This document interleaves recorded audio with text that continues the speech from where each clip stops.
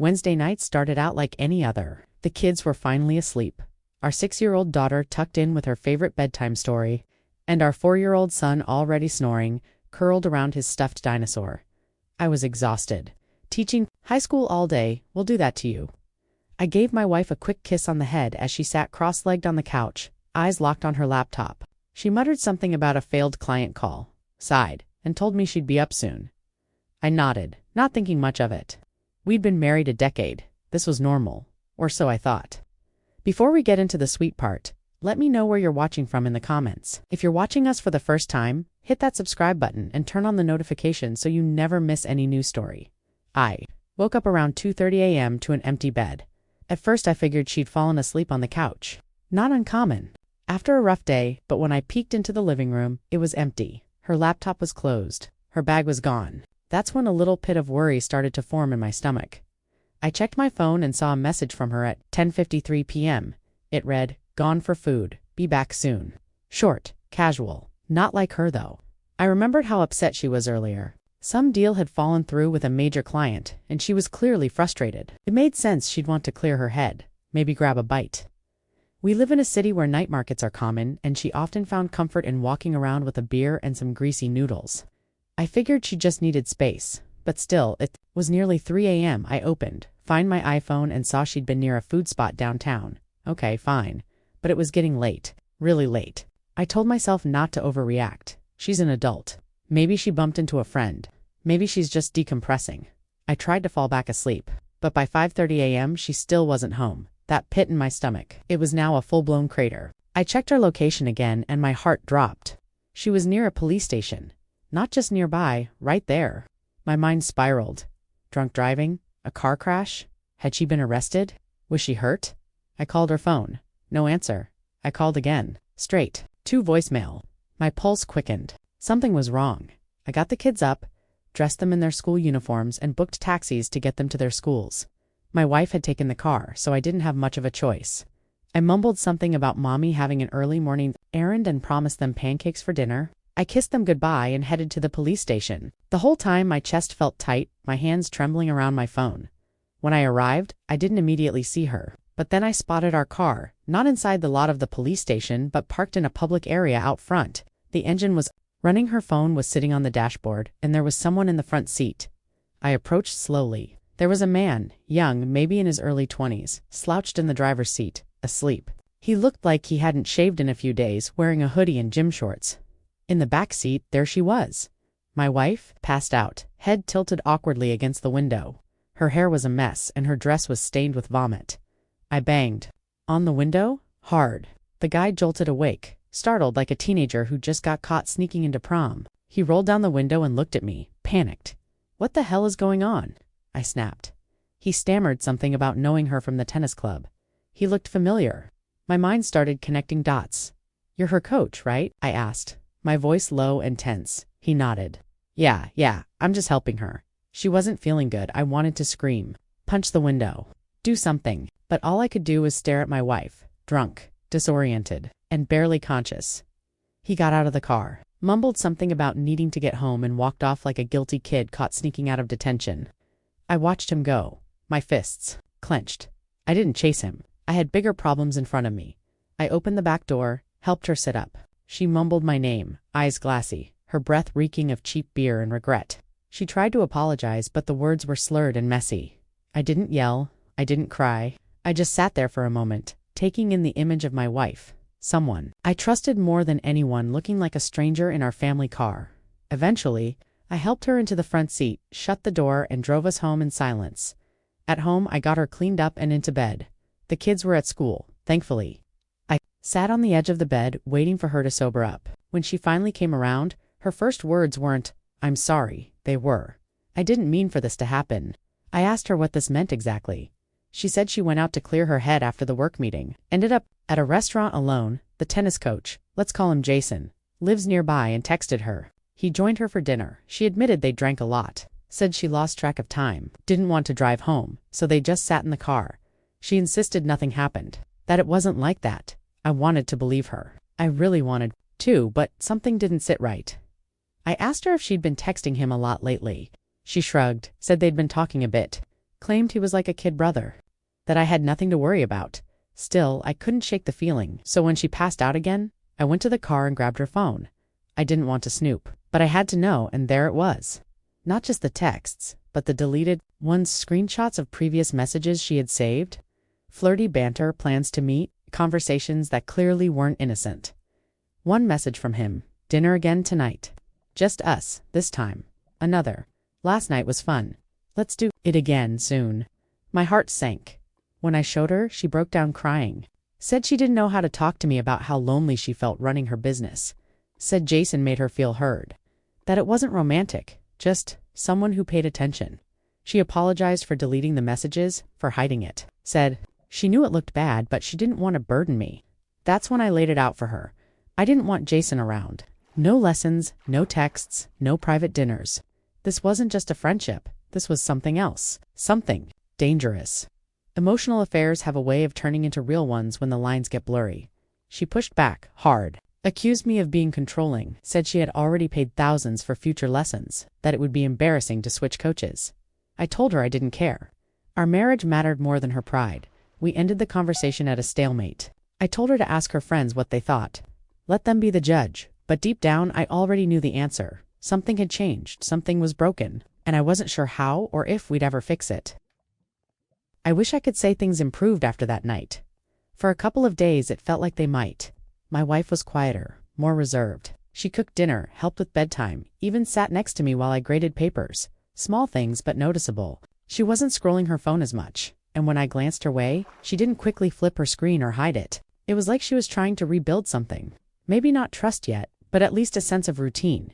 We even talked, not deeply, but more than the silent mornings and tension-filled evenings we'd gotten used to.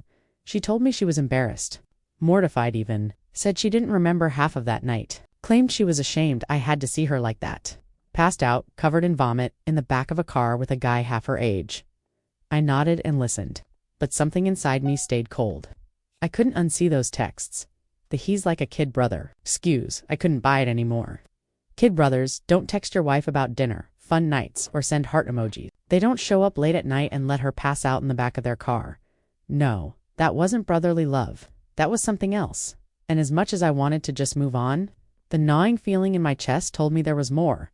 So I started paying attention. Not obsessively, just carefully. When she left for errands, I checked the car's odometer. I glanced at her calendar, checked timestamps on messages she didn't delete. It wasn't hard. When someone's hiding something, they leave a trail. Without realizing it, then one night she forgot to log out of her email. She was upstairs bathing the kids while I was prepping for class and grading assignments. I wasn't even snooping, just searching for a PDF I had emailed myself. But there it was, a confirmation for a flight to a nearby city. Not a business booking, not work-related, just a single one-night stay. And the dates. They matched her so-called site inspection trip from 2 weeks ago. I waited until the kids were asleep, and then I asked her straight up, "Did you go alone on that business trip?" She froze, toothbrush midair. "Of course I did," she said quickly. I pulled out my phone and showed her the email. Silence. Then she let out a long breath and sat down on the edge of the bed like her knees suddenly gave out. "Okay," she whispered. I wasn't alone, and that's when it began. The trickle truth. At first she admitted she had dinner with him during that trip. Just dinner, she claimed. Then, a few hours later when I asked again, it became drinks too.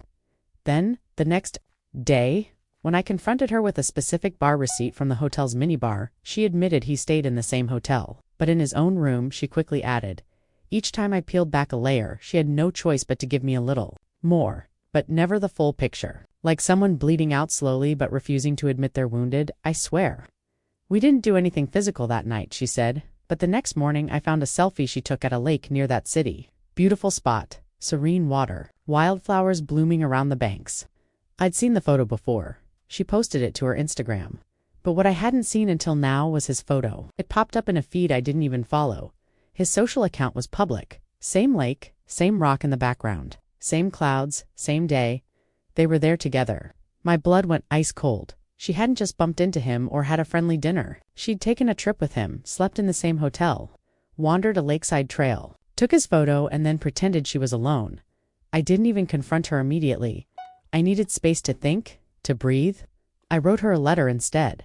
A printed, typed letter. No yelling, no accusations, just a calmly written request for a 30-day separation, space for both of us to figure out what we wanted, space for me to decide if this we was salvageable. When I handed her the envelope, she looked confused, opened it, read in silence for what felt like forever. Then she said it. It was just some texts. I didn't flinch. I know more than that. Her face tightened. She knew I wasn't bluffing. That night, I finally got it. The full truth? Well, as much as she was willing to give me, which might be as close as I'd ever get, they'd kissed multiple times. They'd met up privately more than once. She hadn't just gotten drunk and passed out in a car. There was intention behind it all, and worst of all, they'd slept together during the lake trip. She booked the room, paid for his flight. It wasn't some random moment of weakness. It was planned, thought out. She made the reservations. She cried, said it wasn't about him, that it was about her, that she felt invisible in our marriage, that I'd walked away from the business, left her alone to carry it. That Jason, yes, Jason was just someone who listened, someone who made her feel seen. She called him harmless, said he was a kid and that none of it was meant to hurt me. But it did. God, it did. I was reeling. Not just from the betrayal, but from the fact that she continued to gaslight me for months. Every time I had asked her directly, she denied it. Every time I had doubted my instincts, she had used guilt, tears, and logic to make me feel crazy. And now she wanted to work it out. She offered therapy, promised transparency, even this suggested a hall pass for me if it would help us rebalance things. Like I could just go out, sleep with someone else, and we'd be even. I didn't even know what to say to that. I didn't hate her. Not entirely. And that's what made it worse. She was still the mother of my children, still the person I'd built a life with, still someone who, on paper, was kind, smart, funny, and loving, but she was also someone who had shattered me. Our family felt like a broken vase, glued together in some spots but missing pieces that would never fit quite right again. We agreed. On a trial separation, she'd stay with a friend for now. The kids would stay with me during the week. We'd tell them Mommy had work and needed to travel more. Nothing scary, nothing final. They were too young to understand, maybe too young to be hurt by it yet, but I knew the clock was ticking. This wasn't just about an affair. This was about trust, about years of loyalty undone in a few careless, selfish decisions. I didn't know if I could ever look at her the same again. I didn't know if we'd ever be us again, and still, I loved her. I hated that I did, but I did. Maybe that's the cruelest part of betrayal. It doesn't erase love. It just poisons. It's slowly like rust spreading under the surface. As I watched her walk out the door with her suitcase, I didn't feel relief. I felt empty. The kids were playing Legos in the living room, laughing. Oblivious, I stepped outside, stared at the sky, and breathed in the morning air for the first time in months. I didn't have to pretend everything was okay, but I also had no idea what came next. I've learned that when your life implodes, the world around you keeps spinning like nothing happened. Neighbors still wave. Kids still want pancakes. The dog still scratches at the back door.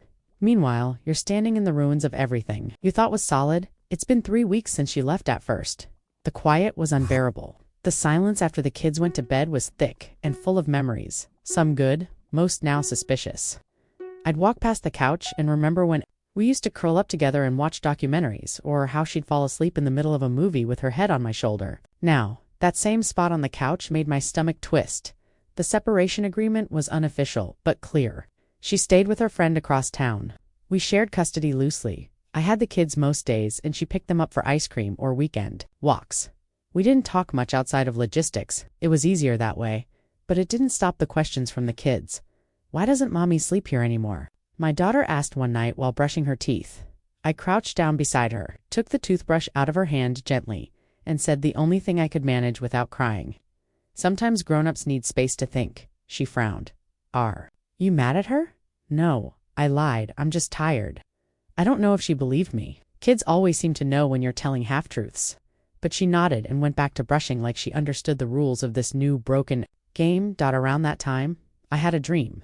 One of those vivid, slow-motion dreams where everything feels real. I was at that lake, the one from the photos. She was there too, in the same dress from her Instagram, smiling and laughing. Jason was there as well, standing behind her with his hand on her shoulder. I tried to yell to say something, but no sound came out. They just looked at me and laughed like I was a ghost. I woke up drenched in sweat, fists clenched, my chest tight with rage and heartbreak.